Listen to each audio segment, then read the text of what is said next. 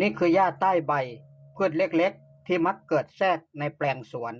เขาจะอยู่เงียบๆข้างต้นน้ำนมราชสีห์ไม่มีดอกสวย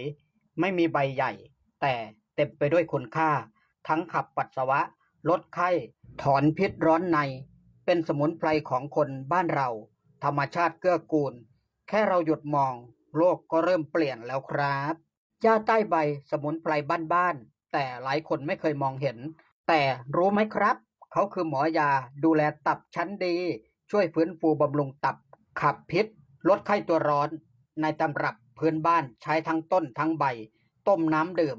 แก้อาการตับอักเสบเจ็บชายโครงขับปัสสาวะต้นเล็กๆแต่ใจใหญ่นี่แหละยาใต้ใบธรรมชาติที่ไม่เคยทิ้งเรายาใต้ใบหมอยาดูแลตับต้มดื่มช่วยล้างพิษฟื้นฟูตับแบบบ้านๆยาใต้ใบ ผู้เยียวยาเงียบๆไม่เด่นไม่ดังแต่พลังเต็มเปี่ยมขอให้วันนี้เต็มเปี่ยมไปด้วยแรงบันดาลใจจากธรรมชาติต้นไม้ใบหญ้าและหัวใจที่เต้นพร้อมความสุขเสมอครับกิวิหมอต้นไม้สวัสดีครับ